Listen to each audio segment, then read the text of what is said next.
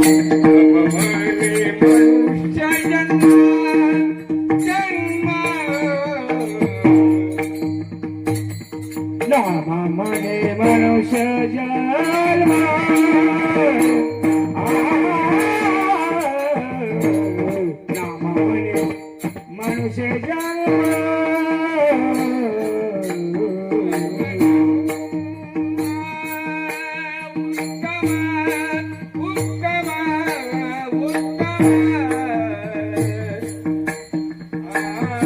जीवनात आपल्याला जाताना आपल्या संगती या ठिकाणी पुण्य गेलं पाहिजे आणि पाप जर या ठिकाणी आपल्या संगती गेलं तर या ठिकाणी आपल्याला जायचं आहे कुठं दक्षिण दिशेला आणि पुण्य जर केलं तर या 3 दिशेला आपल्याला जायचं आहे।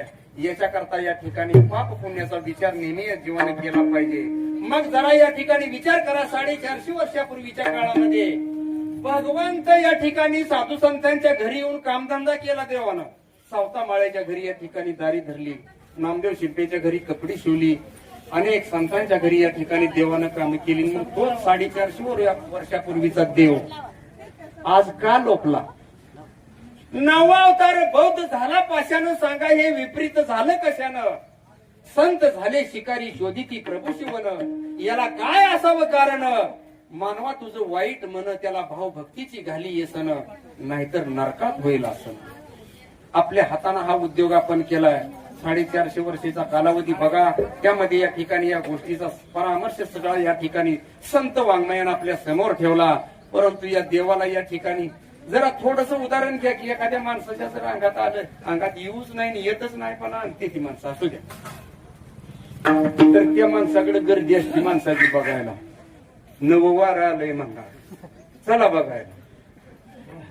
आता त्या माणसाकडे बघायला गेल्यावर मग त्या नव्या वाऱ्यामध्ये काय सांगितलं जातं तर त्याला त्या ठिकाणी भूतक्यात शेजा पाजारीची नावं घेऊन काहीतरी भांडण लावून फळं वाढवत बसणार आणि त्या ठिकाणी अंधश्रद्धेचा विषय त्यामध्ये आणून लावणार, घराघरात भांडण लावणार। आणि त्याच्यामध्ये या ठिकाणी होतं काय तर माणसं एकमेकापासून तुटून या ठिकाणी या जीवनाला भाऊबंदकीला सगळ्याला या ठिकाणी तिलांजली देण्यात येते आणि त्यामुळे या ठिकाणी इथं वाटोळ सगळ्यांचंच होते। म्हणून त्या रस्त्याला जाऊ नका। अरे परमेश्वराची जर तुम्ही नामस्मरण घेत असला तर या जगामध्ये तुमचं कुणीही काही करू शकत नाही, ही शब्दानं या ठिकाणी शास्त्राची ग्वाही आहे। मुखी नाम हाती मोक्ष ऐशी साक्ष पुराणांची। मुखात फक्त नाव ठेवा, या जगामध्ये तुमचं कुणीही काही करू शकत नाही। मला सांगा, थोडक्यात विचार करा, आता मी गारवड गावचा कीर्तनकार आहे आणि त्यातल्या त्यात रामोशी समाजाचा आहे। अशा आता माझ्या गावाचं नाव घेतलं तर लंकाच थोडक्यात धराती रावणाची। मग तशा गावामध्ये या समाजातल्या माणसाला कीर्तनकार कसा होता आला? जरा विचार करा। डोकं अगदी या ठिकाणी सुन्न होतं की बाबा या गावामध्ये परमेश्वरानं मला पाठवून या असणाऱ्या भगवंताच्या सानिध्यात ठेवून या ठिकाणी नामस्मरणाचा नाळा लावला आणि यातनं या ठिकाणी मी कीर्तनाच्या पायरीवर या ठिकाणी पाय दिला। ही भूमिका या ठिकाणी भगवंतानं माझ्याकडून का साकार करून घेतली असं जरा विचार करा। आणि म्हणून जीवन माणसाचं बदलतं, परंतु बदलण्यासाठी या ठिकाणी ध्यास लागतो अंतःकरणाच्या ठिकाणी। ध्यासाशिवाय या ठिकाणी जीवन बदलत नाही आणि म्हणून करता जीवनामध्ये या ठिकाणी बदल घडून आणा की जेणेकरून तुमच्या इच्छा आकांक्षा पूर्ण करून तुमचं जीवन सफलतेकडे जाईल। हाच विचार तुम्ही समोर ठेवा आणि भगवंताच्या नामात या ठिकाणी तल्लीन व्हा। आता या ठिकाणी जाता जाता एक दृष्टांत सांगून या असणाऱ्या सेवेला पूर्ण विराम देईल। कारण माणसानं या जीवनामध्ये आलेला जन्म वाया जाता कामा नये, ही संतांची भूमिका आहे। दुसरी गोष्ट, तुम्ही मरणार आहात परंतु कीर्ती रूपानं तुम्ही उर्वरित इथं काहीतरी वास्तित्व ठेवा। आणि तिसऱ्या गोष्टीमध्ये या ठिकाणी भगवंतानं सांगितलंय, नामदेव महाराज सांगतात, माणसाच्या देहासारखा दुसरा देह जगामध्ये या कुणालाच मिळालेला नाही। बघा, ज्यांना 10 पाय आहेत, 5 पाय आहेत, 100 पाय आहेत, त्यांना आडवं टाकले आणि ह्याला 2च पाय आहेत तर ह्याला उभं केलंय। ह्याला चालता बोलता येते, या जगातलं सगळं काही करता येते। आकाशातलं या लोखंडाचं विमान चाललंय, आकाशातलं 200 माणसं त्यात आहे, त्या विमानाला माणसाने केलंय का मशीने केलंय? केवढी किमया माणसाच्या हातात देवानं दिली हो। बघा जरा विचार करा, 100 डब्याच्या आगनगाडी एकच इंजन वडतय. कुणी केलंय ते? माणसाने केलंय. आता हे मोबाईल डबड, हॅलो कुठं आहे? अकलूजला आहे.